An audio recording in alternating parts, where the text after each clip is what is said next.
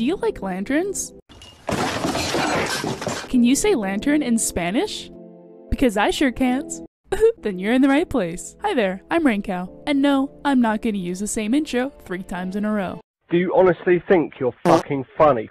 Hi there, I'm Rain, and today I'm gonna be rating lanterns so you can choose what's best. First and foremost, I'll be rating the lanterns based from damage and utility. And also, just remember that these are just my opinions, so if I say a lantern is completely trash, that doesn't necessarily mean that you can't or shouldn't play it. And really quickly, I will be rating them on a scale from S to F, S being great and F being absolute garbage.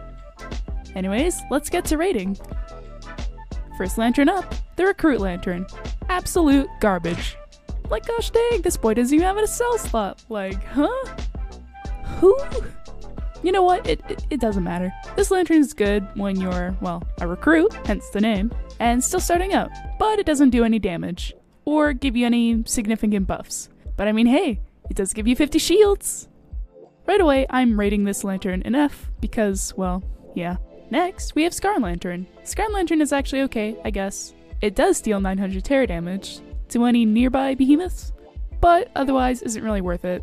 I personally just don't really think that the shields for 4 seconds is really worth it, but because of the terror damage, I will rate it a D. Next up on the list, we have the Broadside Lantern. Get that trash outta here. Throw it in the garbage.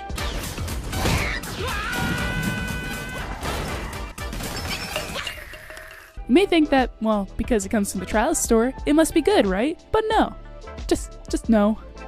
The damage is not really worth it, neither is the bomb for booping. Unless you like this lantern, then well, you know. I'm rating this lantern an F, because it's trash. End of story.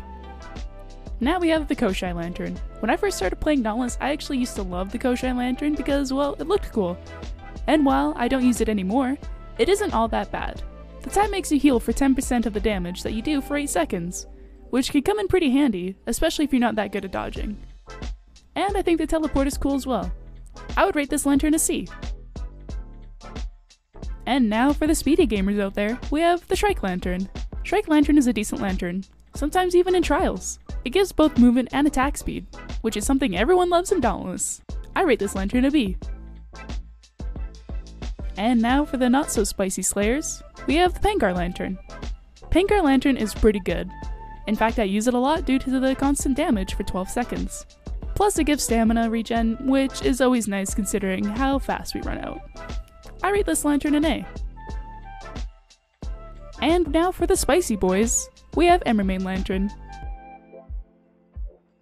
Emmerman is a good all-around lantern, for the attack speed making you, well, speedy.